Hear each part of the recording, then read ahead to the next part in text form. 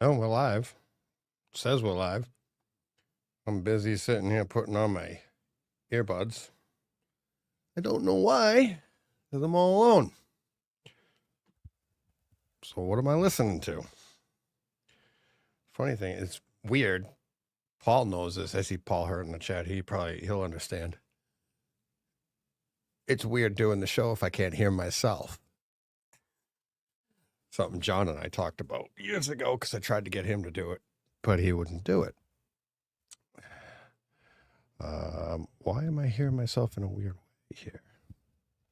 Is that wrong? Is that wrong? Can you? Oh, I bet you. Here's the other thing. The odd. Oh, here we go. Rodecaster chat. Rodecaster Pro chat. Nope, that's right. Does everybody hear me? Is the audio going out? This is weird. Maybe my headphones are bad. This is the early on banter that you guys are getting here. There it is. Oh boy, now the volume's way up. The connection for the headphones was bad. See, with no Steve and no setup time, the early banter you get is just me.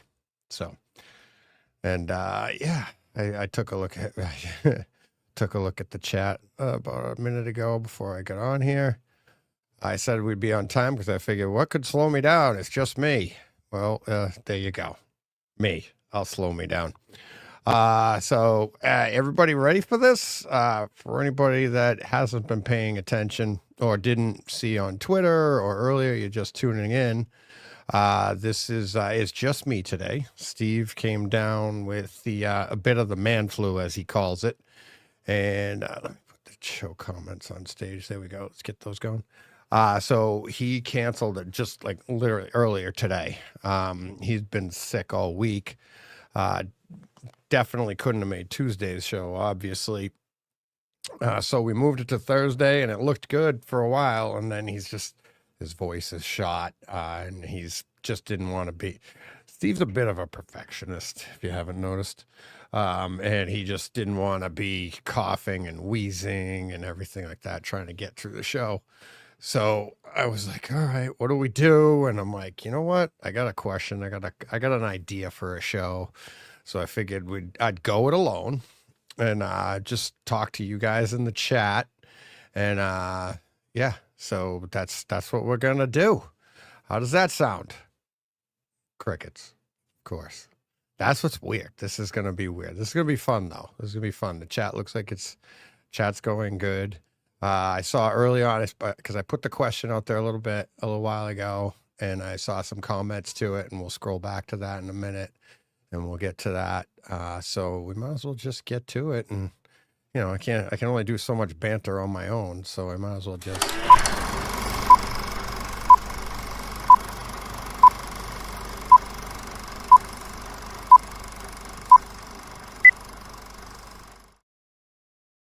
We are Brightside Theater.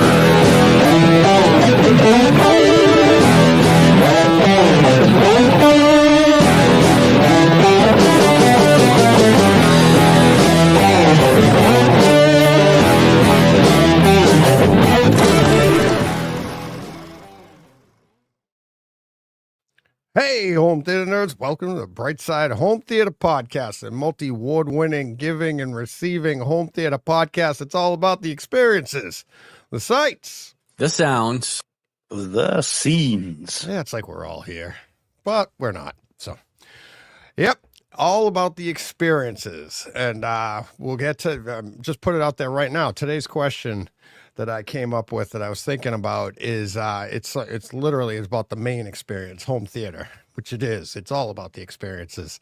But building your home theater, is it good to plan it or is it not good to plan it? You know, having a plan for it. And it's I had a whole bunch of ideas on it. I was like, it kind of came to me as like what we get. It can be good, it can be bad. How are people going to come down on it? And I wanted to put it out to you guys, and then we could discuss it because I have my ideas on it, both negative and positive. And you know, I think it'll be good too for early early home theater enthusiast to hear about. So yeah, I got a bunch of ideas, and I'm sure you guys do too. So we'll get to that in a little bit. But yeah, so all other experiences, like, and don't get me wrong, there's a reason that that movie's on behind me right now. And we'll get to that. Maybe I will never get to that tangent, but we'll get to that in a little bit. Maybe. But all other experiences, and Steve and I have a few. Steve has a bunch, and I've got a few myself already. It's been a crazy week for content. I've enjoyed all of my content this week, it's all been, I'll just tease it for next week, but it's all been like crazy stories, stuff that you're like, how do people think of this stuff? Crazy twists, and great acting, great home theater stuff. One's an oldie I mentioned last week, if you were watching the show that I watched, which has some incredible audio that I forgot was so good. So we got that for next week. But those are the experiences that we use to gauge our system, right? To tell, like, after all the work is done setting up the system, we talk about, the sights, the sounds, and the scenes. Well, this week we're going to talk about, are you ever there? Are you ever done? Something Travis and I have talked about before when Travis was on the show. And I think a lot of home theater people want to get to that part where you are done, right? Where people think, I just want to get there. I just want to have a great home theater and just be able to relax and sit down and just watch content and, like, just turnkey theater and be done. Okay. No. And I can say with like the utmost confidence of this community, there's nobody, there can't be anybody listening to me ever that thinks that way, because that's not a home theater enthusiast. That's somebody that has a home theater and just watches movies, but they're not a home theater enthusiast. Home theater enthusiast is somebody that is like into the home theater part. Right. It's like, just because you go to the movies doesn't make you a movie critic. It means you like to go to the movies. You enjoy movies, but you're not a movie critic. Home theater enthusiast is like, you can pay all the money and I've seen these theaters. People can have all the money in the world. They pay for a theater. Doesn't make them a home theater enthusiast. It just means they have a home theater. So I'm talking about the home theater enthusiast that's constantly worried, is this the best possible version? Is this the best possible that I can have? And we're never there. So how do you get there? Is it good to have a plan? Is it good to have a plan when you're starting out? Is it good to have a plan on how do you get the best possible? And that's what we're going to talk about today. So that's what I thought we'd talk about for a while. And let's see where the tangents go with the chat and everything like that. So let's get to the chat and say hi to everybody in the chat. So the other day, we had a bunch of comments in here that still showed up from the other day. Paul Hurt was in the other day. Steve I believe he was in the other day, but let me see who else was in the other day. Steve Att.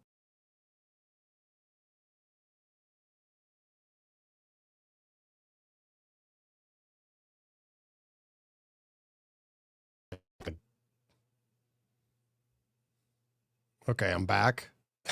All right. Let's see. Well, that's good. Hopefully that doesn't happen again. I scroll myself through here. Let's see. Just scrolling. Somehow I'm scrolling the chat and it moved the page. So how I dropped out, I don't know. Let's see.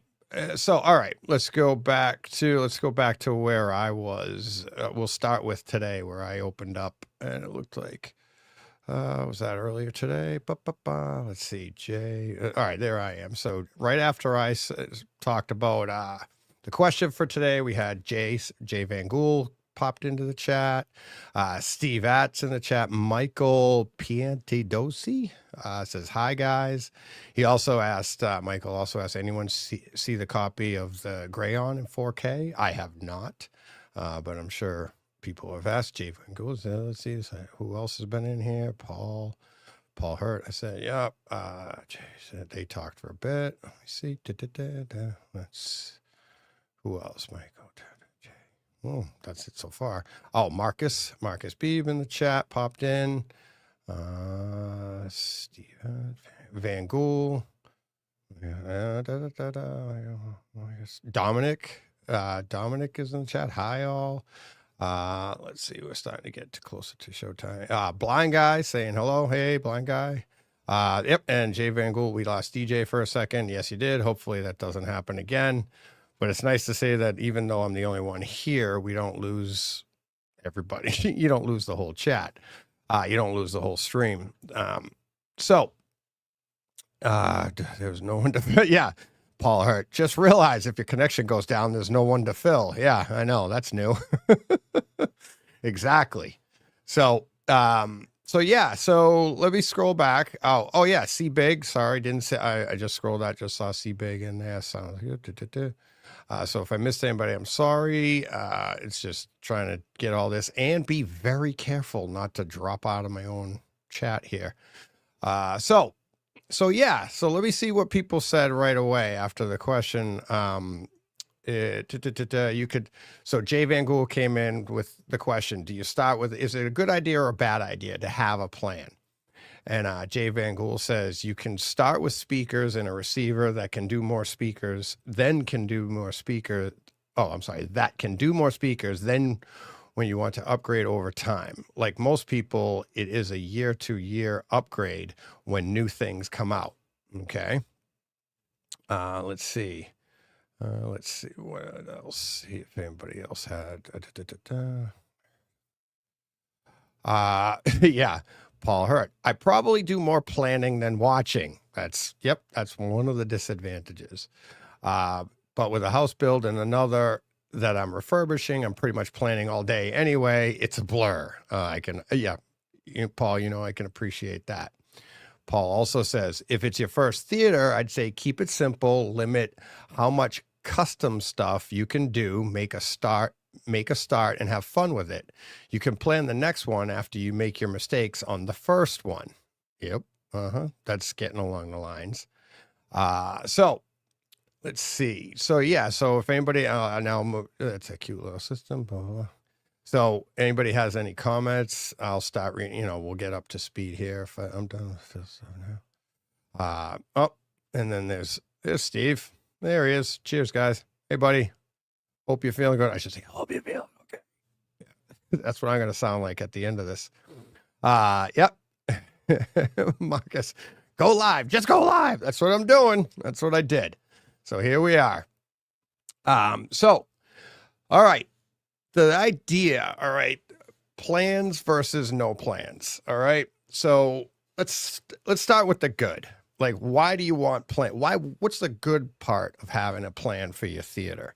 And gives you direction, gives you an idea, right? Gives you goals, order, a purpose, right? Like you don't want to be, you start to plan it out and you're like, you see like, well, I can't do this before I do that. It's like, you're not going to start running speaker wire before you know where all your speakers are going to go or how many speakers you have. So you start with that idea, but then so that helps you, really, make an order of how things should go.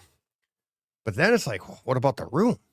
I got to plan the room. Oh, okay. So I have to have a plan for that. So all of that gives you some direction, goals, order, gives you purpose and gives you drive, right? Because if you have a plan, you have, a full plan from beginning to end. And you look at that end and you're like, all right, I can't wait to get there. That's awesome. That's your dream. That's okay. Here's what I want. And this is what I'm going to do. So we can all agree that that's a great idea.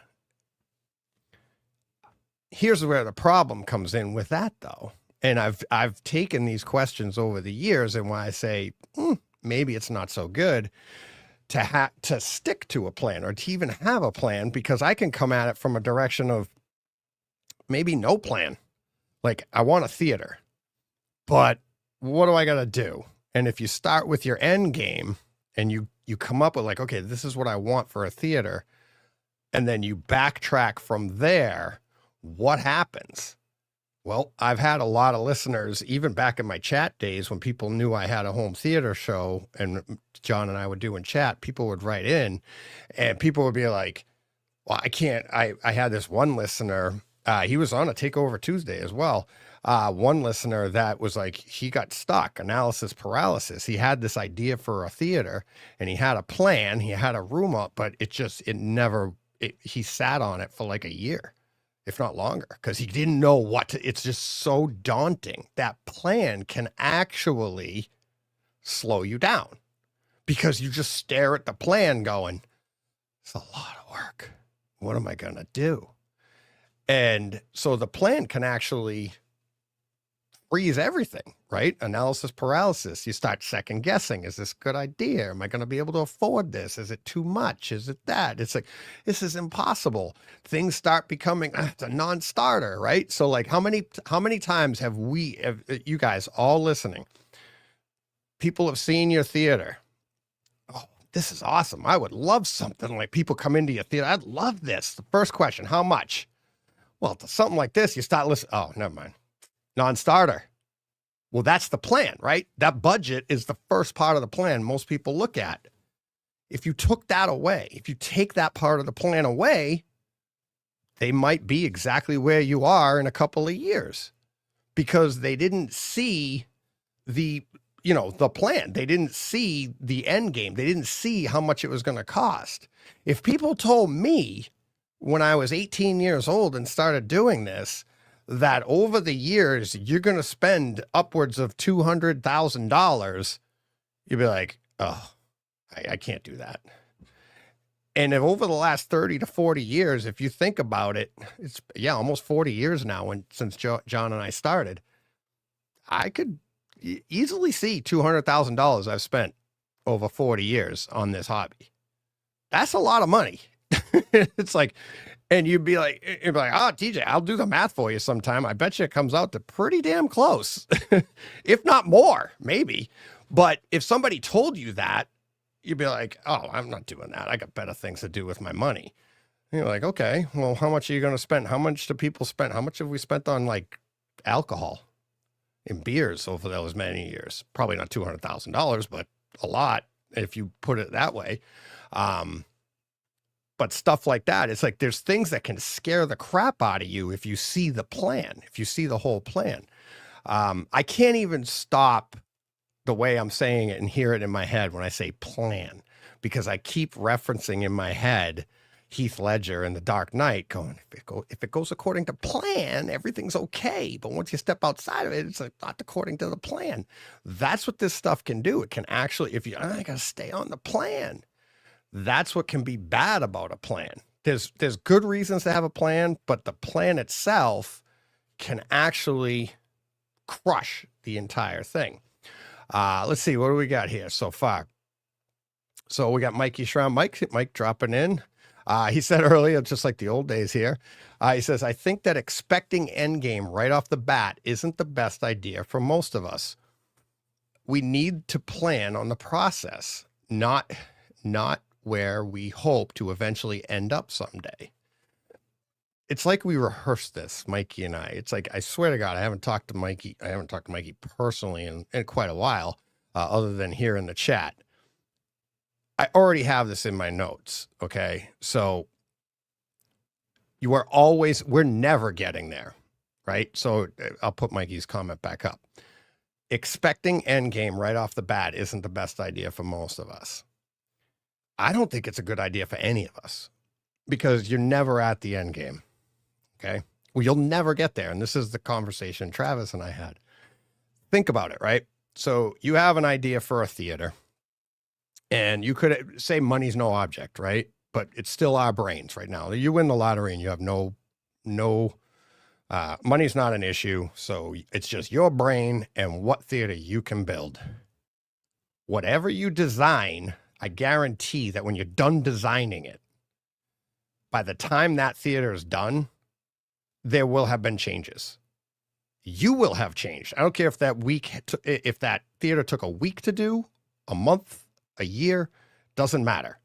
By the time that theater is done, you will have already changed it. So you're never getting to the end game because technology is going to change. You're going to see something else in the process that you're going to be like, wait a minute, that gives me another idea.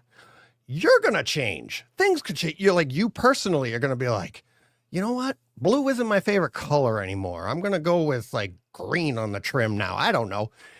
Things are going to change. You're never getting to that end game. And because when you get there, everything will have been different anyways. And I think if you were to stick to that plan and adhere to it so strictly, you're going to feel like you're failing. Even though that you're like, I'm upgrading, I'm doing this, I'm changing these things. It's like you're working towards a dream, but there's a reality involved. And it's like you never get to the dream because you're always in that reality, right? So like budget does come into play for all of us. It's so that is a part of the reality. By the time you get to the plan, it's like, oh my God, like look at me on my house. It's like week one, it's like, okay, 90 grand extra because you got all these rocks. That wasn't part of the plan. Things are going to change. You got to adjust. You got to do all of these things. So if you have that plan and you adhere to it so strictly, what happens? Where do you go from there? It makes it hard because you think, in my head, I'm thinking, because I had a plan, I feel secure, right? Like you see, it's like, okay, here's the path. If I'm going to drive from here to California and I got a roadmap and I know I got to go this way, I feel good. I can make it. Here's the directions. I can get there. One detour that's not on the map, now I'm sick to my stomach. I had a plan, and the plan went out the window as soon as I had to turn left at Albuquerque. As a deep cut. Not really home theater, though. So you see what I mean? So it's like plans can be good, but if you adhere to it, you're in trouble. Yeah, here we go. Again, yeah, JSKMWK. There is no end game. Gear keeps improving. Yep. Absolutely. We know that going in the rabbit hole. Exactly. That's Michael Piantiadosi saying a rabbit hole. And it's like, even the idea of a rabbit hole to me sounds like gives it a negative connotation when it's not really a rabbit hole. It's literally the evolution, right? It's what happened. It is just what it is.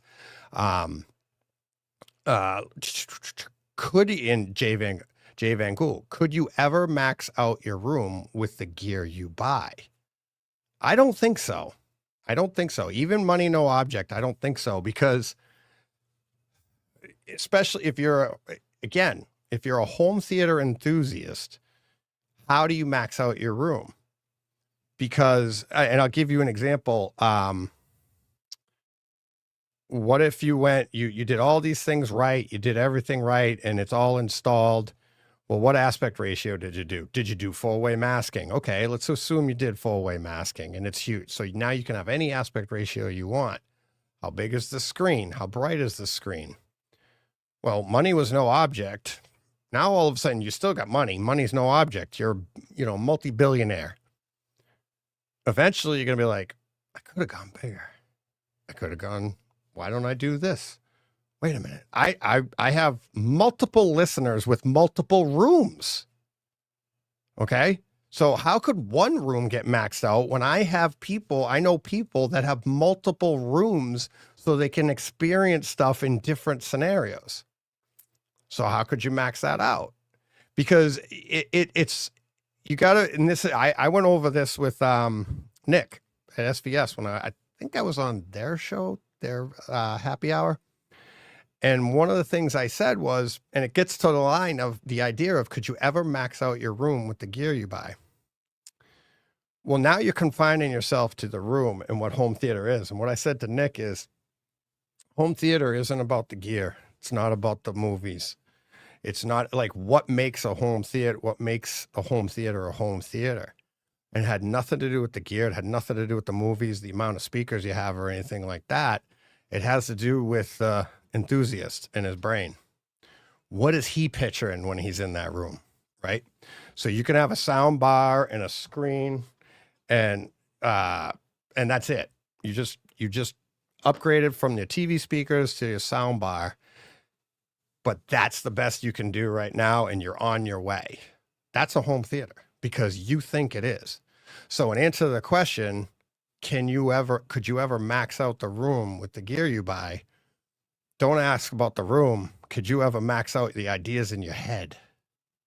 That's where that home theater comes from. That's where the passion for home theater comes from.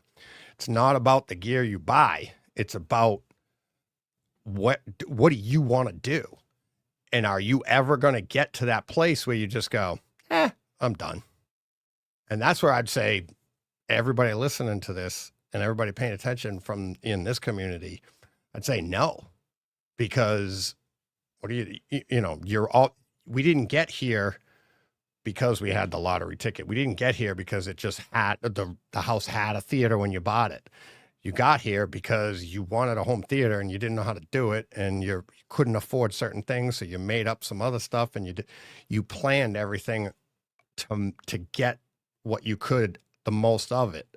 But SWEP 1199, planning the theater is the best part.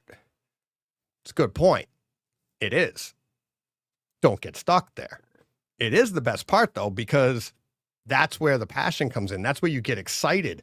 That's where it's like, okay, that's where all possibilities are there, right? You're all excited about it, and you're like, oh my God, and I'm going to do this, and then I'm going to do this. I'm still there, and I'm going to do this, and but this is going to be great. Then reality sets in. All right, I can't do this, but I got to try and do it this way. And that is where the plan can really bring you down. Where is it a failure because you couldn't do what you were imagining, what you were dreaming, right? Whereas, and this is where bringing back up that question again from SW, is planning the theater is the best part. And I go back to John and I starting out in the 80s. There was no plan. There wasn't anything. It's like we had, was it Roger Ebert talking about, multimillionaires, which back then would be considered, that's billionaires today, or movie stars, and you'd see screening rooms and stuff. That was the closest we could come, but there wasn't anything. There was no internet, obviously. And home theater was like, it was non-existent. It literally was fantasy land, non-existent. You would mention, it's tough to get people to understand what it is today. Back then, it was next to impossible. Laserdisc, forget about it. People were like, that's stupid. That was before CD, and they were like, you're talking about Laserdisc. What do you need that for? So we weren't hampered by being told we were wrong. Okay. So like we had an idea in our head, and it was like, I just want that box at the front of the room, which was probably like a 20-inch TV or whatever, with a single speaker on it. We wanted a little more than that, right? Star Wars came on to HBO, and it was just called HBO back then. It wasn't HBO Max or anything like that. So it came on HBO, and we wanted to hear it the way we think we heard it, because we were 10 or we were 7 when it came out. Star Wars came out in the theaters. We wanted to hear what we thought we heard, right? So we duplicated it by adding 2 more speakers. Or like I did, I added a bunch of speakers around the room. It was all mono, so it was all channels driven, but it sounded amazing to me, and it sounded better than a single speaker, and nobody told us we were wrong. There was nobody to tell us we were wrong. We were just flying by the seat of our pants, to the point that I almost blew up my room. There was smoke pouring out of it because I wired everything wrong. And we learned on our own because we didn't have a plan. But that was part of the fun. It was an idea. It wasn't a plan. There was no end game. I didn't know how I was going to get. I didn't know what it was going to be. I didn't know how to refine it. I didn't even know what refinement meant for this stuff. And that was the fun of it, right? I think now, like SW saying, planning the theater is the best part. It can be, absolutely. Because there's so many options out there for you to see what you want. It is weird to come, and I imagine, I can't even imagine what it's like for people now to understand what I'm saying when I say, like, there was no idea. It was an idea in our heads, and we made it up as we went along. I'm not saying we invented home theater by any stretch. I'm not saying that. What I'm saying is home theater existed, but the information wasn't there. So you had to make it up.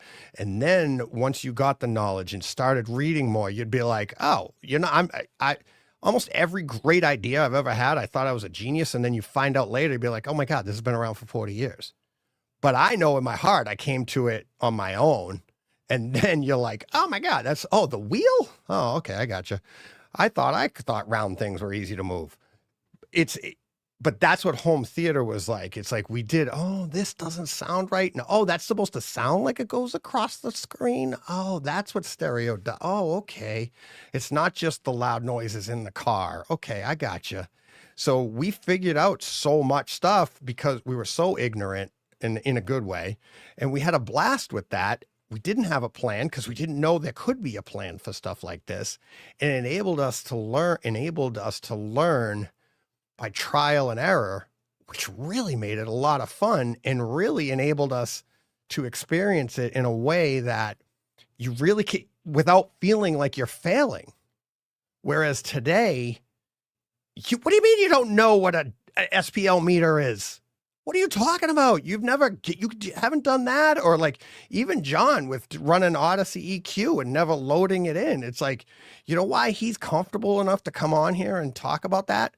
It's because we've made so many other mistakes that we're like, I think that's bad. You should see what else I did.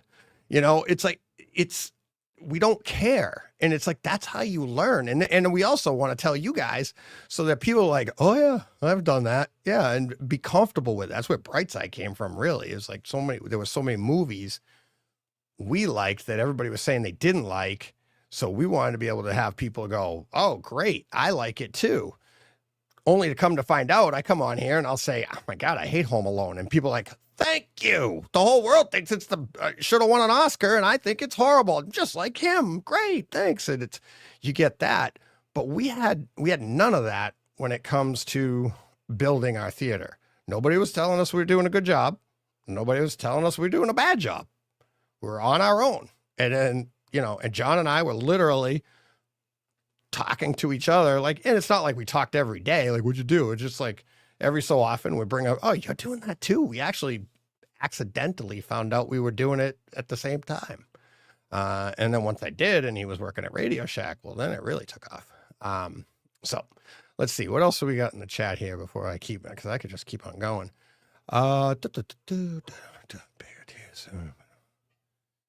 Yeah. So, all right. So we have like that. We have, I would love to go, Steve Att saying, I'd love to go to a bigger TV than a 77-inch, but not happening unless there's a TV failure or accident. Quote, accident. I get that. And see that? It's like, I need something to take. The plan is to keep the TV. Whoops. Something happened. Takes you out of the plan. Happy accident. Let's see, Paul saying, even if you have an unlimited budget, there's always another step up. Even if there isn't, just wait 6 months, have a realistic target and enjoy it for a while. Exactly. The one pushback I would have on that, have a realistic target and enjoy it for a while. Why have a realistic one?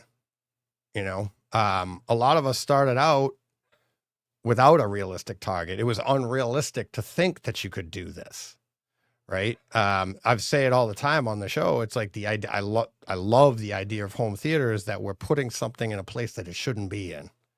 Most people would tell us this is unrealistic, right? The idea of having a home theater in a home or in a room is unrealistic. How many people have told me it's unrealistic, DJ? You're not listening at reference level. You can't do that. I am doing it. And it's like, it is possible. And here's how. And then people didn't believe me. And then people would come and hear it in the room and go, oh no, he's listening at reference level and it's good. You can do it. Just because you haven't experienced it doesn't mean it can't be done. Just means you haven't seen it done. So that's why it's like, don't just have realistic goals, have dreams, have crazy dreams. Don't be disappointed when those dreams don't become a reality right away. Right? Like talking to Chris Deering at Cedia and being like, coming out of that Christie demonstration with that, what was it? $500,000 projector that gets deep blacks, looks like an OLED. It's insane. And I'm like, this is in our future 10 years from now. And Chris is like, right away, I'm saying, he's like, no, Deej, you can't do that. Can't be duplicated. It's like it's got it's separate cooling system. It's not scalable. You can't bring that down. Even when the technology gets better, you can't bring that down to a simple thing. He's saying that. That was in September at CEDIA. Then he's here on the show. We're talking during the 25-hour show. Same guy, Chris. And he's like, well, I'm sure they could get close to it someday. There you go. You're dreaming, right? You're dreaming. Somebody will come up with the technology. Somebody will come up with a way to try and duplicate that. So there's nothing wrong with dreaming and having unrealistic goals as long as you don't adhere to them so tightly that you feel like you failed. So, let's see. Who else we got? So Michael's saying again, it's impossible to keep up with the technology. Yeah. And that's their job, right? That's the idea for the companies. They want it to make it that way. They want to keep us on our toes because that's how they get our money, right? How do you keep up with the technology? It's like, why would you want to keep up with the technology? They're trying, look at the video game world. Games for a while were pushing the processing, and this going back to the 90s, I remember the conversations were like games needed more power so that they could really show off what the games could do. But the processing, companies coming out with the processors, they couldn't keep up with the technology there. And then it kind of supersedes. Now, all of a sudden we got all this processing power, but the gaming companies aren't utilizing the power that's there. So that's a back and forth. And us as the consumers are trying to get them to do this stuff. Like it's the same in the home theater world. OLEDs are pushing black levels to the point that look at the detail, look at this. That's telling the projector market, like, why would you go with the projector? You're losing all that detail. Well, why would you go with an OLED? You're losing all that size. It's like all of this now, all of a sudden, it's like, well, you could get this. You're only losing a little bit of detail in the black levels. Oh, yeah, but now all of a sudden the TVs are getting bigger. They're going back and forth. Not only are us, the consumers or the enthusiasts, having trouble keeping up, the companies are having trouble keeping up, and they're trying to keep up with each other, and but what if somebody had a plan, right? Okay, this is what we're going to, what if, a projector company is like, this is what we're going to roll out. Here's our plan. Here's our 5-year plan. And then another company rolls out something that, oh no. So now that company is looking at, are they going to say they're a failure? Because I'm not saying don't have a plan, but are they a failure because all of a sudden they have to deviate from their 5-year plan on, oh, this is the technology we were going to roll out? That's why everything's so proprietary. That's why don't let this out. Don't let anybody find out, because if somebody finds out and they ruin it, it's gonna hurt us. Now we got to come up with a new plan. Oh boy. So let's see. Steve, let's see what this. I don't even know what some of these are saying. My Steve at in the chat saying my modest equipment serves me well. I could afford to upgrade, but I don't see or hear the value. Brought up in a middle-class household, those habits die hard. So that's a great point there too, Steve. It's not a bad habit, right? And we're all looking for it.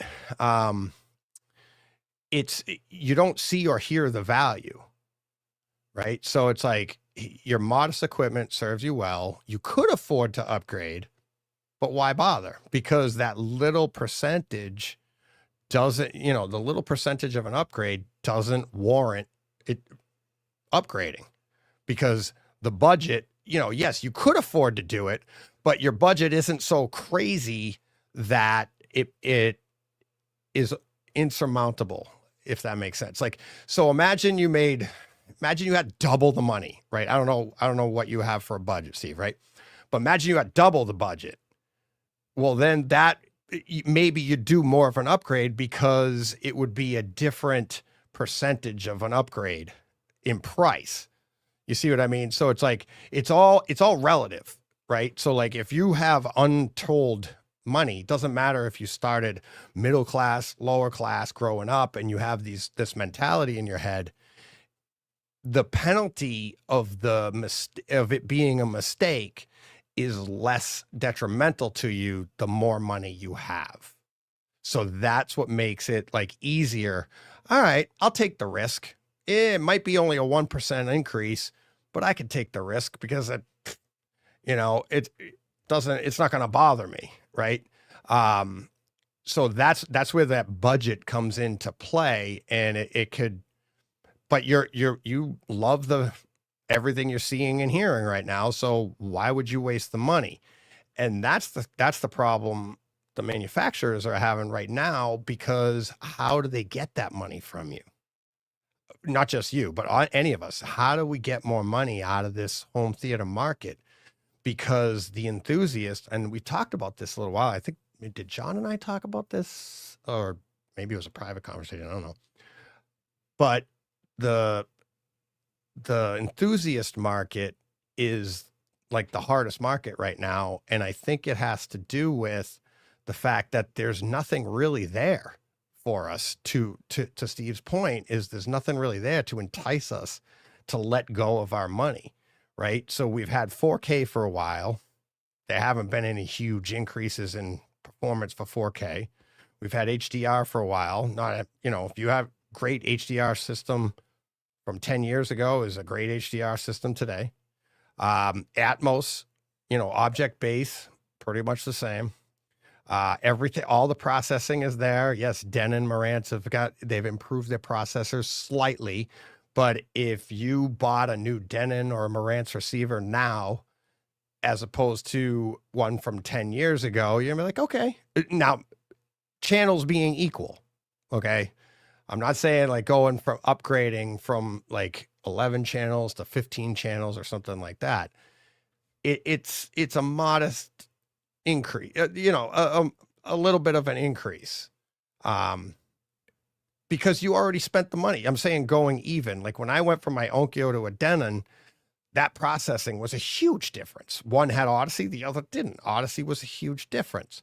Yeah, there's going to be an increase now with the new Denons and the new Marantzes that come in with the rack or something. Do you find that? See how they're trying to get you to get something more? They're like, you don't have that with this one. Here's something more. But is that big of a deal? Is it that big of a jump to go from one to the other? And it's like, as Steve says, a lot of the market saying, no, mine's performing fine. Same in the projector world. It's, in the display world, it's like, we've got this is great. How much better can it get? All right, the black levels are getting a little bit better here, but is it that much of it? It's a lot of money to upgrade now. Is it that much of a difference? And it's really not like when we went from, standard definition to the ultimate jump was to high definition. And then high definition to 4K, which had HDR, there is a jump there, and you're like, I need that.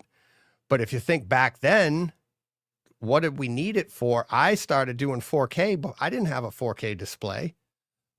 But early on, they figured out, if we're going to give them Atmos, people love the sound, we're only going to put it on the 4K discs. When Atmos first came out, it was coming out on Blu-rays too. All of them. You could buy a Blu, and then all of a sudden you started to see, oh, you're just getting, 5.1 on the Blu-ray. The 4K discs had the Atmos on it. But what was nice is you could have a 4K player, play those 4K discs onto a 1080 display, still get your Atmos, and it would just down convert the 4K. So you were all set. So there you go. We've got that. But now, what have we had since then that equals Atmos or equals going to 4K HDR? We haven't had an upgrade in technology since then. So it's making it harder for us to part with our money, because there's no, as Steve said, there's no real big reason to jump. Let's see. What do we got here? Ellie Hudas. Hello all. Hey, how you doing? Thanks for joining in. Let's see what else. What do we got for? Okay, so Jay Van Gool. I just did a firmware upgrade on my TCL TV with a USB drive, and it made a difference. Well, that's free. That's good. That's nice. Let's see. What was I saying? Let's see, Michael, again, we're always saying how much more enjoyable a movie is at home as opposed to at the theater. Why keep spending money? Enjoy what you have. Trying to think. What do you mean by that, Michael? Like stop your theater evolving because you already are beating out the big theaters? Is that what you're trying to say? I'm not arguing. I'm just trying to, before I comment on that, I could go a couple of ways with that. Before I comment on that, I'm wondering what you're saying there. Like, meaning like, we've already beat the theaters, so stop. And it's, or not stop, but it's not a bad idea. You're not doing a bad deal by stopping. Oh, Rachel's in the chat. Hey, Rachel. SWP. Hi, Rachel. There we go. Oh, Darth Brockstar. Hey, Steve. No. John Brock. Let's see. What does he say? I started with Endgame, but was planning it for 15 years. Yes. You and I talked about that. You and I talked about that a while ago. And that's where you can get into that analysis paralysis. It's like, until you have that, like, all right, I'm planning it. This is what I want. And it's like, okay, now this is what I want. And then, all right, well, this, and now you don't have one, right? And you still haven't had one for years. John, you were one of the people I was thinking of. I had one listener that he was like, what do I do? What do I do? And I said, put up a display, sit on a bucket, and build around you in the bucket. And then put your speakers in, paint your wall, put your walls up, do what you want to do. And that's exactly what he did. And the reason I got that idea is because that's exactly what I did. It's like, once I got my display, I put a bucket in and I watched a movie. I didn't even have sound in the room yet. And I just watched a movie on a big screen because it was the first time I had 65 inch. This was back in 2002, January 2002. I was so excited to watch it. And I sat on a 5-gallon bucket and already had the stadium seating in there, sat there and just watched a movie. And when I first got when I put my speakers in, which was only a couple days later, put the speakers up, I watched with a buddy of mine, now 2 buckets, I watched Fast and the Furious, and just sat on a bucket, and you're like, oh my God, this is a dedicated theater and I'm on a bucket, and you just build around it, right? As opposed to, if you wait until everything's done, if you wait until everything's perfect, you're probably never going to get it, because you're just going to be like, all right, I got to get this, and then I got to get this, and you're just, I'll put it off. If you jump in there and start enjoying it, that motivates you. You sit there and go, oh, this is going to be great when there's paint on the walls, or this is going to be great when there's walls, or, or the ceiling. Oh, ceiling would really improve this place. There's so many things, but you're sitting there enjoying it, So, let's see. What's it? Oh, yeah. I lost it here. He didn't finish it. So Michael's saying, when you see a movie at the theater and you're thinking to yourself, comma, I need the rest of the thought, Michael. There you go. So this one, Eli Who Diaz, saying, this year I project to do acoustic treatment in my TV room. That'll be fun. I think you're really going to enjoy that. That was one of the biggest upgrades I did way back when, you were barely hearing about that stuff, like what acoustic treatments could do. And I'm going back like literally 2001 when I built my first, my last dedicated theater. And you put your first reflections up, I put them over the top, and then you add in some room treatments and stuff like that. And you hear that echo in the room.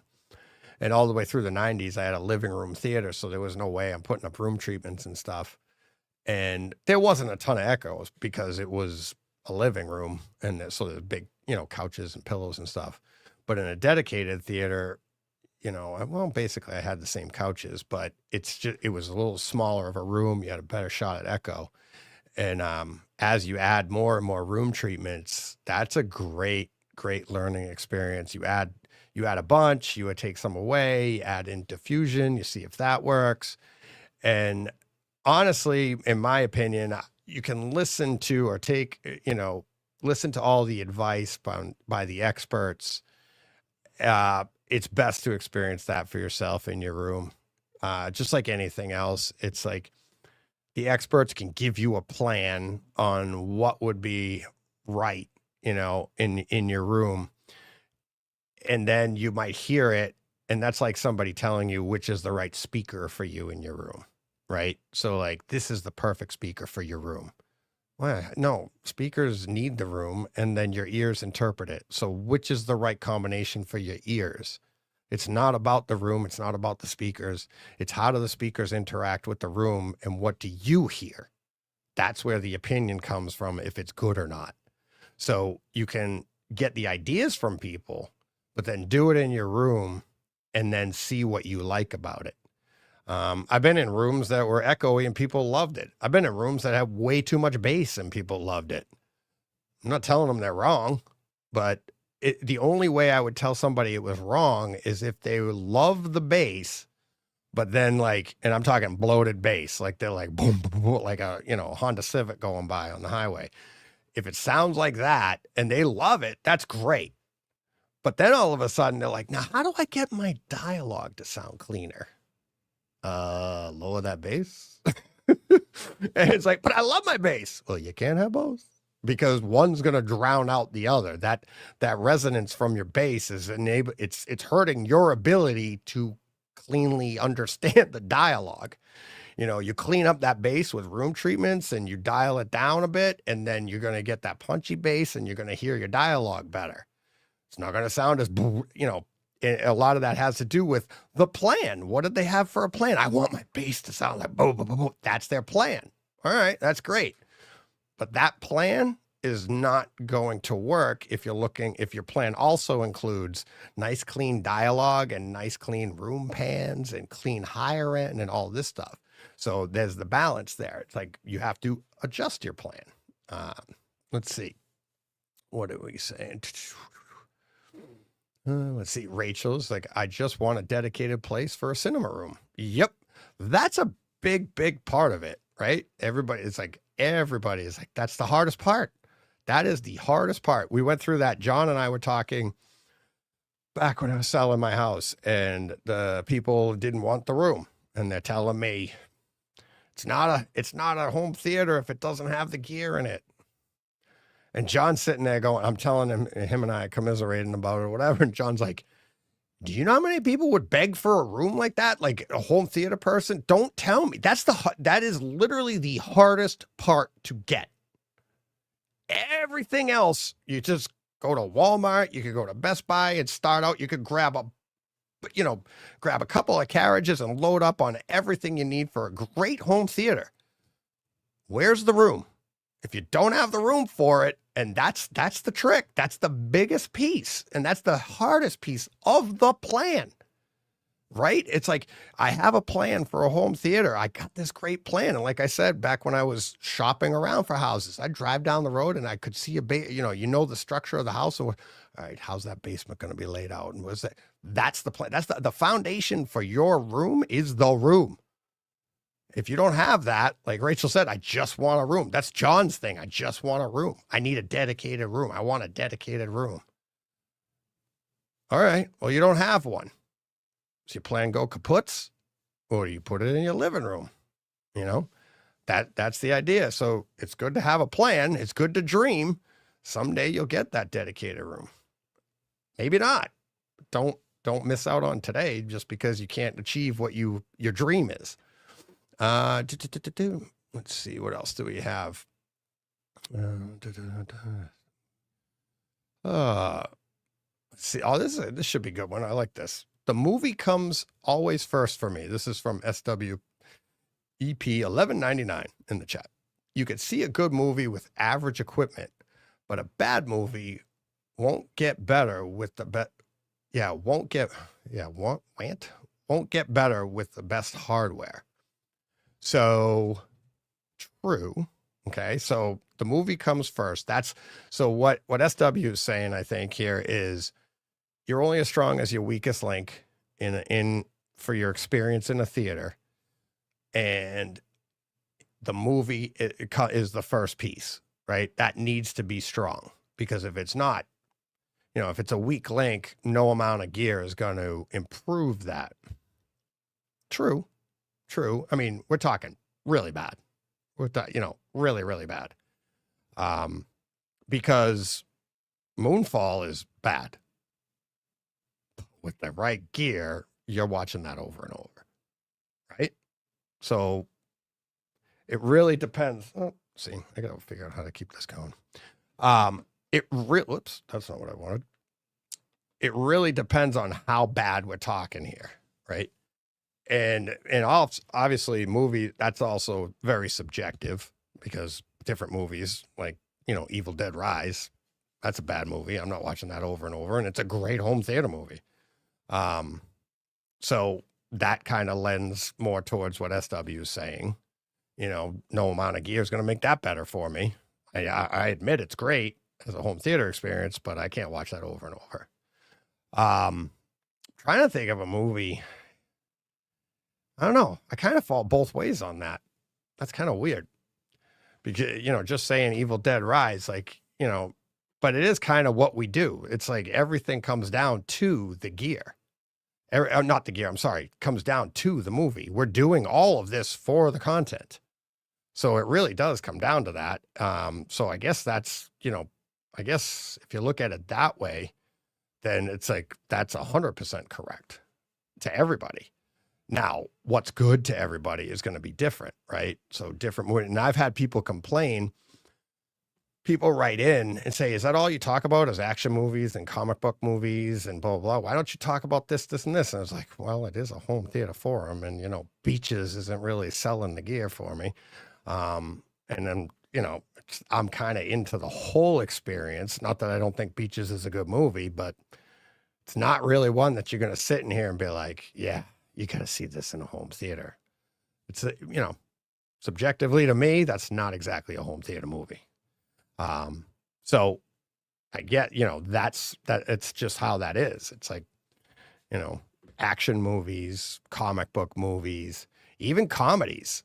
All the years I've been in home theater, it's like a good comedy comes on. I don't rush to my theater. I'm watching Dumb and Dumber in the living room. It comes across the screen. I'm going to finish watching it. I'm not running downstairs to finish it.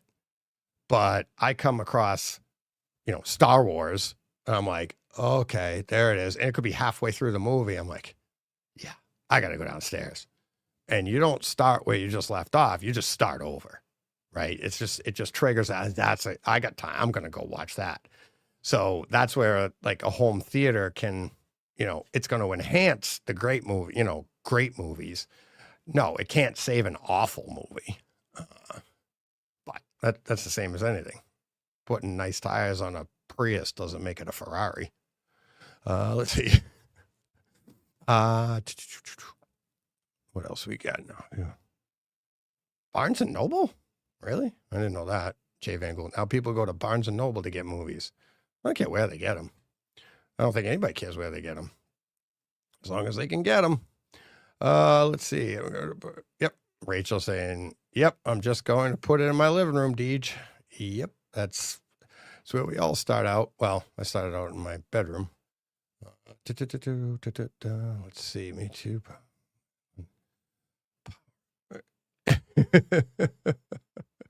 That's good. John Brock saying Power Rangers movie is stupid and not my thing, but so good as an HT experience. But how many times are you watching it? Dom. Evil Dead Rise is amazing. Damn it. Watch the language, Dom. Jay Van Gool, I enjoy Power Rangers more than most. Let's see. All right, here's a Eli Hudias says, I personally give up on physical media and move my library to iTunes. So yeah, I miss the quality, but for me is okay. It's not a bad compromise, Eli. Not a bad compromise at all. And it's advice I give a lot of people just starting out. If you're just starting out in home theater, and I've said this to my son-in-law, I said it to Rich Keefe when he started out even maybe 5 years ago with the Dragon's Lair. It was like, you start with physical media now, and that collection's going to grow and grow and grow. And by the time you get up to something like what Steve has, where what has he got, 1,600 titles? The the streaming market or streaming media is going to have caught up by then. It's not a bad idea to start, if you're just starting out, just to stay with iTunes. Because to be honest with you, it's so good right now that the only way you know that it isn't is by doing the A/B test yourself, right? The streaming content now is so good that when you A/B it, yeah, you could see a difference, but again, it's that 1 or 2% here or there. And that's that part of at the beginning, it's like if your plan is to have the best possible version of everything, then it's going to cost you money. And is it worth it? Back to whoever said it earlier, it's just not, I think it was Steve Att was like, it's just not worth it. It's not worth the upgrade because the money and the finality of it too. It's not something that's going to last forever. Right? Everybody keeps talking about 4K and being like, see, this is mine, 4K. They can never take this away from me. Nope. But they can make something better, make you want to get rid of it. They're not going to take it from you. They're going to turn it into a coaster because they'll make something better. I got pie plates that look, they're called laser discs. I could serve dinner on one because it's obsolete. Right. But at the time, they can't take this from me. This is great. HBO existed then. I didn't need that. I didn't need to get my content. I didn't need to have a laser disc. DVD. You can't take this from me. Streaming was kind of starting, maybe. But you could still get it on cable. You could still watch the whole movie. They had on demand. They had all this stuff. This is mine. Oh, wait. What's Blu-ray? Oh. Yeah, that's yours. There's a big stack I got a bunch of stacks of crap that's mine that they didn't take from me that I wish they would. So, but if you go with streaming, they might be able to take a title here or there away from you. Like all of a sudden the title's up. So we're unloading that title. And it's usually like, Bucky Comes Home. Who's that? Oh, he's an ex-baseball player story that nobody ever watched. Okay. Is he stealing home or is he going home to see his mom? I don't remember. But you're just pissed they took it out of your library. What? Okay. And it's like, they don't take the big stuff away, but you have something on iTunes and they upgrade it, it's probably for free. Same with Kaleidoscape. They're not taking my stuff away.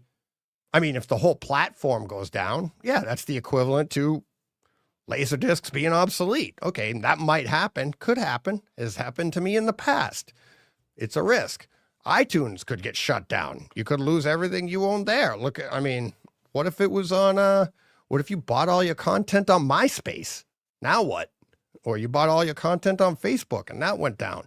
All of these things have, they could potentially get shut down or go away. But how does that work out in your quote plan? What's the longevity of that? Are you going to get your money's worth? And like you buy something on iTunes, the chances are you're going to have that for a while and it's going to be almost like future proof. Whereas a 4K disc isn't future proof. It's finite. This is what it is. It's always going to be this. That's why it's physical media. It's never going to change. But streaming, it's always being updated, improved. So Todd, my buddy, Todd Anderson, AV Nirvana. Don't bash on baseball movies. Well, I just want to know, is Bucky stealing home or is he going home to see mom? Come on. They never told me. They took it right off my streaming platform. I just made that up off the top of my head. Sorry. That's why I said home because it had to be baseball. I wish I could have made a hockey reference. Top shelf. Up where mama keeps the cookies. I don't know. Let's see. 10 years. I did a mad thing. Take. Oh my God, Eli! I think a mad thing. Take to trash all my DVDs 10 years ago. 4 bags of stuff. Yeah, I did that with DVD. I think I did that with DVDs. I did it with some tapes. I just dumped it like you're cleaning house and you don't have time. It's what you got to do. It's like, you're like, and you don't want to do it. I still have all of my Blu-rays. I still have all my 4Ks. And now I collect mostly on obviously Kaleidoscape. But yeah, it's I mean, you can look at the negative of anything like that stuff. It's, anything is potentially obsolete. That's just the way it goes. And if you think you're buying something, anything, if you think you're buying it and it's 100% future proof, you're crazy. Been in this way, way too long to think that anything is future proof. So my thing is, like, if you can get 5 years out of something, you did okay. That's, to me, it's like, if you have a product that's going to last you 5 years before it's obsolete, then I think you're doing all right. And I've bought stuff, like I bought a Rotel receiver back in the early 2000s. I didn't get 5 years. I didn't even get a year out of it before I needed to get rid of it, because I bought it thinking this was my quote end game. This was my plan. Here we go, right back. I had a plan. I always wanted separates. How do you get separates? You're going through the 90s, seeing how great of an idea that is. This in research, this is why you need to have separate amplifiers, a single amplifier for every channel. You keep them separate so there's no crosstalk. It's going to be the cleanest possible sound. How do I do it? I can't afford a processor right now. If I could, I couldn't afford the amplification. So how do I do that? Oh, get a receiver that can become a pre-pro, and then as you're doing, you go along, you buy your amplifiers, and then once you get all your amplifiers, you take your budget and then you put it into the. All right, great idea. This is what I did. And I'm like, I'm going Rotel. I've always wanted a Rotel. Get the Rotel. I got the Rotel and everything's all set. And I'm ready to start saving my money for my amplification. And this is going to be great. And they come out with HDMI. My Rotel is obsolete. Nothing I can do. Starting all over. Great plan, Deej. It's like, didn't see that one coming. Like, because how could you? I didn't see HDMI coming. And now when I'm saying HDMI was coming out, I'm not saying like I bought this and then I'm an idiot and woke up and like the next day they came out with receivers with HDMI. I'm saying I bought this and then it was like, hey, this thing's coming out someday called HDMI. What? If I had known that, that's what I'm saying. If I had known that, I would not have bought it. And it wasn't like it was the next day. It was like months later, this stuff starts coming out. And it was that at that point, I'm like, this is an obsolete piece. I'm not saving my money anymore for amplification. I'm saving my money for a processor that has HDMI. And it took me years to do that. And by the time I had the money, I recouped that money. I got back into it and then was able to get a receiver that had HDMI. Great. Never got the amplification. That plan went right out the window. Because they invented something that didn't exist when I had my original plan. So now, do you quit home theater? Do you just go, I don't need HDMI. This is good enough. I got 5 channels. Why don't I just get amplification and do this? That might be all well and good, but all of a sudden, all the stuff that plays your content's going to start coming out with HDMI. And I'm going to sit there, knowing me, and knowing how I am, loving everything about, like, I need to have the best possible, and I'm still putting in the RCA jacks in the back. Well, I guess, S-Video is just as good as HDMI. That's okay. No, because then eventually they did away with all those connections. So you'd have to quit the hobby eventually. Let's see. And now they are talking about upgrading to a newer HDMI someday. They're just holding on. I guarantee they're just holding off on it. We're all going to get saturated. We're all like, yeah. And then all of a sudden, and it's going to they want to make money. That's how they're going to do it. Because that's what they did in the early 2000s. That's how they're going to do it. They're going to come out with something that it will not be backwards compatible. You're going to have to get all new gear. Everything. Your display is going to it's going to have to, the entire chain is going to run on this thing, whatever it is. I don't know what it is, but that's how they're going to reinvent the market, get all our money again. But it's going to have to be good enough that we're all going to want to do it. And I think that's what they're working on. And I mean, I'm sure Todd could speak to this. People have talked about it. You've seen the new stuff coming out of Japan and stuff like that about the new HDMI that's going to do everything. It's better. It's more compatible. It's faster. It can do so much more. It gives you more possibilities. But for everybody's going to have to get on board. All the companies will have to get on board. And then what happens if somebody else gets on board? Somebody else comes out with something different. everybody gets on board, and then Samsung comes out with something equal to it, kind of like, HDR and Dolby Vision and blah, blah, blah, and all that crap. So how are they getting our money? What's the plan? So let's see. China. Okay, he's saying China. Okay, Japan, China. Let's see. Let's see. Let's see. What else are people saying? The Gray, yeah. That is one in the queue. People talking about watching the Gray 4K later. Anyone see this 4K yet? I haven't seen it. I'm pretty sure Steve has seen it. I think it's in the queue for him. So it should be coming up. I bought it. It was an upgrade on Kaleidoscape. Speaking of which, it was an upgrade on Kaleidoscape, I think, for like $4. So I did upgrade it because I already owned it. I haven't watched it. I haven't seen it yet.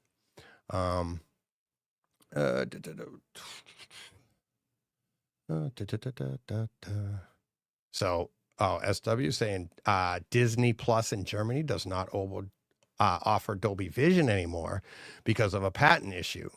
Happy to have my physical collection. Yeah, if Dolby Vision's that important, I like Dolby Vision. It is pretty important. Let's see. Oh yeah. Here's another one. Eli saying, does anyone on board see any Dolby Vision 2? Has anybody seen it? I think is what he's asking. I don't know if anybody's seen it. I don't know if Todd has seen anything about it. I've heard a lot about it. I've heard things that it can possibly do. I honestly haven't heard a lot about what Dolby Vision can do for us as end user, like visually, how much better it's going to be. I'm not saying it's not going to be. I just haven't heard what the big difference will be for us viewing wise. Like you have two displays next to each other. One's Dolby Vision, one's Dolby Vision 2. Are you going to see what is the visual difference you're going to see? The differences I have heard are more in the programming part of it, it being able to work with TVs. If you have it through the chain, it's going to be, it's going to be more like, what do they call it? Not collaborate. What do they call it? Artistic, whatever it is, like the cinema mode or whatever. It's going to give you a more of a, like all right, here's a version that I heard about. It's like, so when they're making these discs or whatever, or they're printing the discs, or the artist can put into Dolby Vision 2 the settings the TV should be at. Okay. And that way what the artist's intent shows up on the television. Meaning like, so if you really care what the artist intended, you can have that set on your TV that no matter what. So like, this is what your TV is going to be able to give you the best possible version of what the artist intended. So if you like to have it really bright and vibrant mode, it's going to go poink and it's going to change that for you. If your TV's set up that way. That was a version I said. Maybe Todd can say something in the chat to that. It was stuff like that I saw, that I thought that was interesting to me. So yeah, a funny blind guy talking about Dolby Vision 2 has a dark mode and light mode. I don't know how he knows, but okay. He must have heard that somewhere because blind guy probably didn't read that somewhere, but okay. That's my blind guy joke for the week. Okay. So, and now I wonder if even Dolby Vision 2, do they do stuff with audio there too? Does that play through to Atmos? Like, okay, you like to run your subs hot. Can they do that? Can the artist say like, I want everything. This is how I want the room done. You've calibrated the room. This is what it is. Boom, boom, boom. And now I don't know. That would be an interesting one. I think it would be harder to do too, because audio is so much more subjective than video. It's like, this is what red's supposed to look like, and that's how the best possible version the TV can give you of that red. It's easier that's a little bit more objective than this is supposed to sound this way. Well, how do you know what I'm hearing? Let's see what else. But yeah, that would be, I mean, Dolby Vision 2, that's not something that's going to necessarily, though, do what HDMI did, right? That's not going to be something that we have to completely change everything that we have to get on board. And even and I'm not saying this stuff to scare people, because even when HDMI came out, it didn't like happen overnight, right? It's like I had a plan. That's why it actually fits with this topic today, because I had a plan. I had a dream. I had an unrealistic, like a dream of the future of where I had separates. And that dream was a 5-10 year plan. Well, that plan was literally, blown up by technology being invented, so it didn't change my day to day, because by the time I started reading about it, it didn't mean like my stuff was obsolete right away. And that never really happens. That's a lot of people say that when it comes to like, well, I'm buying physical media is forever and stuff like that. And then all of a sudden they'll be like, afraid that physical media is going away. What are the companies doing? Why is this? I don't want to, maybe if I get into home theater, I'm afraid it's going to go away. Well, the only way home theater goes away is everybody's so afraid of it, they don't get into it. Because again, like I said earlier, we're home theater. It's not the gear. It's not the content. It's us. It's us buying the gear and buying the content. If we stop buying the gear and stop buying the content, that's how home theater goes away. As long as we're here, it'll be here. It might not be as affordable, because if the market shrinks, the prices are going to go up, because it still costs X amount to make the products, right? So you can make to make a widget, it costs you $100 to make said widget. You can either sell 100 of them at a $1 profit to make your money back, or you can sell 2 of them at $50. Either way, you've got to get your money back and make profit, right? So you've got to get back to that $100. How do you do that? And that's where the market comes into play. So if we all go away, then that's when home theater goes away. But other than that, it's like, it might become less affordable for you. So now you have to change your plan. I was thinking I wanted this. I want separates. Well, the market's changed and having separates is going to be more expensive. Oh, okay. Or I don't make as much now as I used to make. All of a sudden, my job has changed. I had to change jobs. I can't make as much. The market's still the same. My disposable income has changed. Have to change the plan. Doesn't mean you shouldn't have a plan. Doesn't mean you shouldn't dream. But if you adhere to the plan, what are you going to quit? No, you're going to adjust. You're going to adapt and overcome, right? What movie was that from? Let's see. So and like I said, like this stuff isn't going to happen overnight, right? Like HDMI didn't ruin home theater. It took years for that to change, and we did. And you barely miss a beat. If I wasn't in the middle of that upgrade and that idea and that plan, I probably wouldn't even have remembered when HDMI took place. I wouldn't remember all that. I'd just be like, oh yeah, HDMI came out and then we eventually changed. I just happened to be in that spot at that time. So if 4K, if physical media goes away, everybody's afraid of it. Why? Because the only way it goes away is if something better comes out. So are you afraid that something better is going to come out? It's like we're already into this hobby, or whatever you want to call it, as enthusiasts, to not throwing money away, but there's not a lot of people here that are on, like broke, and they're like, I still got a theater. Well, I'm the one. I'm broke and I'm still running a theater, but we've got some disposable income here. So how do you manage that? What is your budget for that? Is it going to change? Is your budget going to include to be able to have the part of home theater you're in right now, right? Are you in the upper middle? Are you in the middle? Are you in the lower middle? Where are you? Are you just starting out with a sound bar? Where is your budget? How is that going to change in the future? What's the market going to dictate? Okay. you just gave away next week's show, Michael. So Michael in the chat, I could listen to DJ read the phone book. No, you couldn't. No, you couldn't. Because if I'm just reading the phone book, something went seriously wrong. But thank you. Appreciate that. But anyways, the idea of it going away, physical media going away, something replacing it. One, it's going to take time. And two, it's going to be better. And we always want things to be better. That's the entire reason we're in this.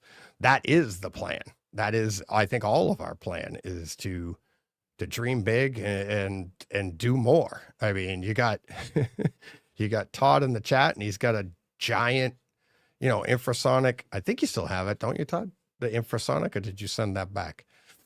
The infrasonic subs, right?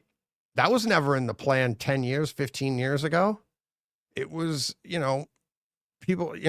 people just thinking outside the box. My idea, where's my idea? That's what I want to know. My plan. Where are the floor speakers? Where's the sound from down below? Okay. That's easy. You don't need a giant sub in the back of the room. You don't need to get down to 5 hertz. All I need are some speakers down below so that when, in Hunt for Red October, a sub goes under me, I want to feel it. I want to see it. I want to feel like it's going by me. I want to hear that. If I'm in my plane and it goes upside down and a plane flies over me, I want to know, or under me, I want to hear it under me. We could do over. There's no reason we can't do under. Over, under. That's an easy one. I think they're skipping it because it's just too easy. And I came up with it. Nobody wants to give in to some little guy in his basement talking home taste. Damn it all. If he hadn't said that, I was going to do it. Now it's going to look like it's his idea. That's what people are saying right now. Nowhere are people saying that. But that would sell more speakers, and speaker wire. Very important. Very important. Speaker wire. Just ask Monster Cable. But yeah, it's stuff like that is what drives us dreaming, wanting more, doing all of this stuff that, most people can't do.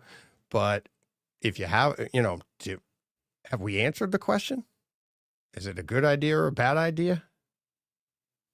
I think at the end of the day, it's neither. It's the balance of the two, right? And that's what it's all about. It's like everything. It's about the balance of like, here's your plan, but don't be so strict to adhere to it that it ruins the experience. And that's what, that's what this show's all about, the experience.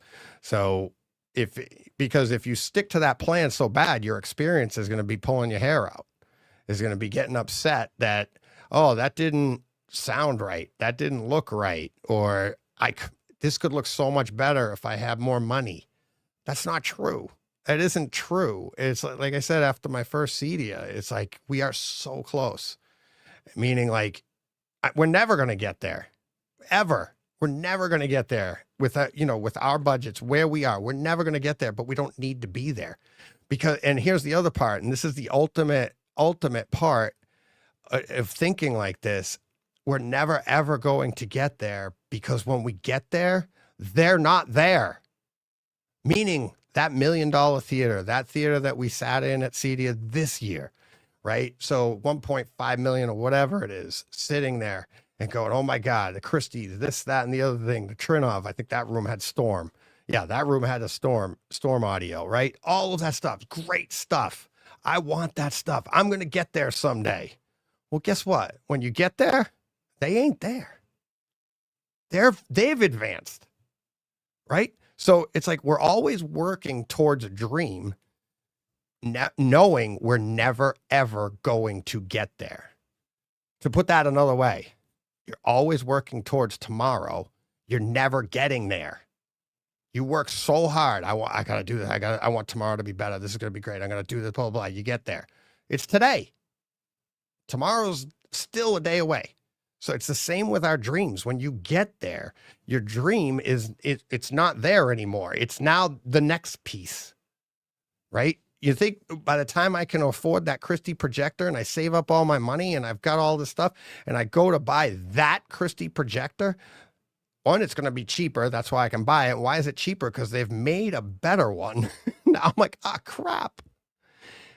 And if your sole goal is to buy the best of the best that ever is, well, you did, but now you're not done. You have it for a little while if you're an early adopter. Great, now you got it, but now they're going to make something else. So you're still not done. Because if your goal is to have the best of the best, then they don't want you you're never having it because they're inventing other stuff. That's where it, that's evolution. That's everything. That's why we are who we are. That's people, humans. We're always looking for a better way. I said earlier, having that movie, I put that up there on purpose, and it's Oppenheimer for the audio only people. If you think about it, good night, Dom. Thanks, buddy. Good night, all. Great show, DJ. That's me. That's Dom speaking, not me. So I'm not hanging up. In Oppenheimer, think of that scene when he's literally like, "No, this is impossible." Like, well, I got news for you. We just did it in the next room. It's possible. So he had a plan. His plan was, it's impossible. We can't do this. One of the smartest minds of ever is sitting there saying, nope, physics says you can't do this. Okay, well, we just did it. Oh, and because they did it, and I can't, obviously, I'm not that smart to think of exactly what they were talking about, but they talk about like the fusion and everything. It's like the idea of the chain reaction. He didn't anticipate that if one goes out, the next, blah, blah, blah, blah, blah, and how it works. So it's seeing something, telling me it's impossible, but then seeing after the fact, be like, oh, it can go that way. That's why this happens. It makes you see other things. Getting back to me and Chris, Chris Deering and I talking about that projector. It's like in September, he's saying it's not scalable. By November, literally 2 months later, it was whatever. Oh yeah, maybe someday. Well, that's all I was saying, right? But the way he spoke in September and explained to me the details and how it isn't scalable, it literally had me dejected. I had already done the live show from the floor. I'd already told all of you guys, this is the plan. This is going to be great. And everybody, we're going to have this somewhere 5-10 years away. And we're going to have black levels like this on our projectors. It's going to be great. Literally 15-20 minutes later, I'm standing there and I'm like, hey, Chris, he's standing next to me. I'm like, oh, and he's like, what's the best thing you've seen today? I told him about the Christie. I told him exactly what I told you guys on my live show. I was like, I just told everybody. And he goes, no, that's not possible. I was like, oh yeah, but what about if they do that? And he goes, nope. And then he explained it to me, actually changed my mind, told me, no, it can't be done. It's impossible. All right. Gave me all the details as to why. He's very, very smart man. Genius. Very smart man. Designed sound for submarines for the military. That's how smart he is, okay? Military doesn't hire dumb people to disguise their subs underwater. That's how smart he is. Told me, changed my mind. I'm like, all right, I trust you. 2 months later, well, yeah, maybe someday they could do this. Oh my God. So, like he had an idea, had a plan, this, that, and the other thing. It's you never know what's going to happen. So you have a plan. Don't get too married to that plan. You never know. Let's see. Oh, we're talking baseball in the chat here. Okay. Now, yeah, see, Todd, you've commandeered my whole chat. We're talking Orioles. Yeah, how'd they do last year, buddy? And there goes Todd. The whole friendship, everything. Iron Eagle, gone. Somebody mentioned it was Todd. What are you doing? He's like, but the Bruins, what about them? What'd they do now? Todd, but the Bruins, what about them? They're doing okay now. I don't know. Did something happen that I don't know about? Everybody's on a break for the Olympics. So yeah. All right, let me see. What else do we got? I'll wrap up from here because it's been it's hard to just keep on talking because you don't get it. I can't even take a sip of water because you just got to keep going.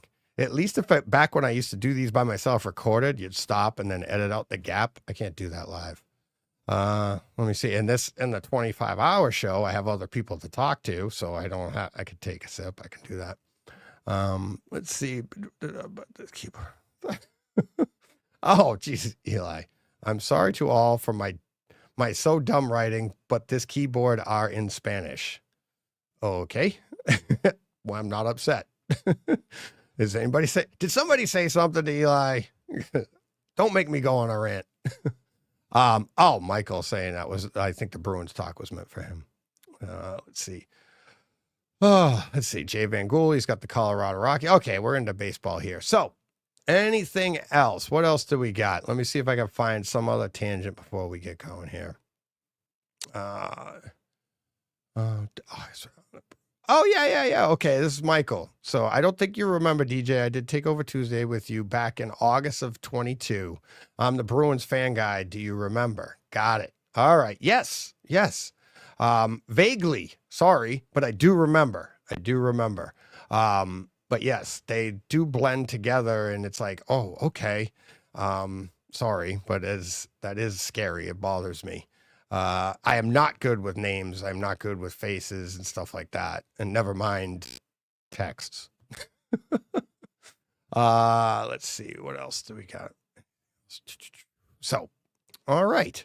I think we will wrap up from here. Todd, thanks for dropping in. Nice to see you, buddy. Haven't talked to you in a while. Well, no, we've been chatting about, what did we chat about the other stuff that you sent. Yeah, you sent some pretty funny stuff recently. So anyways, we'll keep that to what it is. Now everybody's wondering. Let's see. What else? Anything? Or get yourself what is that? Oh, Paul? What is it? That's something different in the chat. Okay. All right. Yeah, we'll wrap up from here because I got to get this produced and get it out for tomorrow morning for the audio only. So see, got to do all that. But yes, everybody, thank you, everybody in the chat. This has been a blast. Keeping the chat lively, keeping me going. Honestly, this is one of those things that, like, this show went on today. For people that didn't like this show, well, blame the listeners. Because this show never would have happened if I didn't trust the listeners and I didn't trust everybody here in the chat. Just to give you a little bit of, behind the scenes, you do something like this to sit down here and you say to people, like, I'm going to do this and I'm going to talk to the chat and I'm going to make, some comments and do that. And if nobody shows up, it's very defeating. It's very scary. It's one thing to have stage fright, right? And it's like, everybody's afraid of public speaking. It's a completely different fear and a different animal to be like, I'm going to be a public speaker and tell everybody I'm going to do this. And then nobody shows up. And that's scary because it's like, you're like, oh, great. All right. Crickets. All right. Let's see. So doing this live, it was only possible because of the listeners, the chat, and even the listeners on, the audio only people that aren't participating today, but I know you're there and that's why I do it. I do all of this. So thank you to everybody. Thanks to the whole community. I'm not going to thank Steve for sitting out because I could have done it with him. That would have been great. I'm just kidding. Thank you, everybody. Thanks to, thanks to all the patrons, all the support. Anybody who wants to support the show monetarily, patreon.com/BrightSideHomeTheater. Be great if you did. A minimum of $1 a month is up to infinity. That would be great. But the best way is to, tell a friend, as they say on hashtag, tell a friend, tell a dork, tell a nerd, tell somebody about Brightside Home Theater. Then maybe they're the millionaire that wants to donate, 10 grand a month. That'd be nice. Because then I don't think Steve would ever miss a show. So yes. All right. Thank you very much. That will do it for this week. Let me see. Where is it? Oh, there we are. All right. Until next week, Steve and I will be back with all of our home theater experiences from the last week and a half. Now it'll be 2 weeks by then. But until then, you know what you got to do. Go push play. What he said. That's right. Thanks, everybody.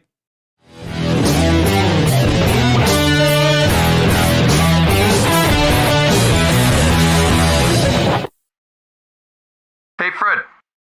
This has been a Hey Fred production with theme music by Jeff Bernhardt and Throne Vault Productions.